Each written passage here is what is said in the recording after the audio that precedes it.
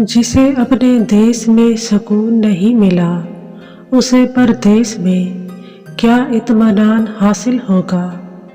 अकायद व नज़रियात पर इतनी किताबें लिखी जा चुकी हैं कि दुनिया में किसी एक अकीदा पर मुत्तफिक होना मुश्किल है। इंसान अकेला है, महरूम है अपनी खिलाफत अर्जी से।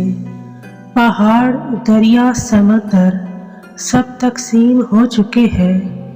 इंसान के लिए सिर्फ आसमान ही रह गया है।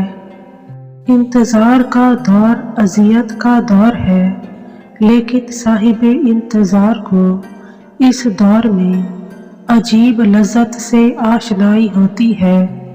पुराने मकान और नए मकान एक ही मकान है। कहीं ऐसा ना हो कि ना आकिबत अंदेशी में हमारा अमल उस बुढ़िया की तरह हो जाए जिसने रातों को जाग जाग कर सूत काता और अंजाम कार खुद ही उलझा दिया। लोग फौरी नतीजों पर गौर करते हैं और इस तरह इंतहाई नताइज से बेखबर रहते हैं। हर कामयाब आदमी दूसरे को नाकाम समझता है और यही उसकी नाकामी की दलील है।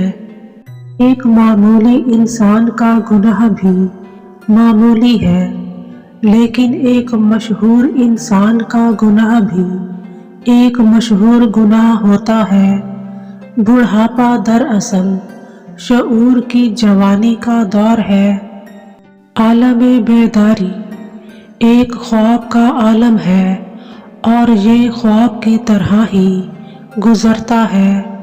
वालिदैन की ताकत का आखिरी इस्तेमाल ये होता है कि वो आपसे कहे कि बेटा, हम आपके वालिदैन हैं।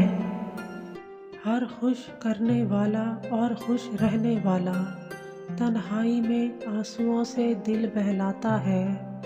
अपने मुस्तकबिल पर यकीन ना हो तो शब बेदारी आज़ाब है। इंसान घर से निकले तो परदेसी हो जाता है। 60 किलोमीटर के बाद ज़बान का लहजा, अल्फाज और डिक्शन सब बदल जाते हैं।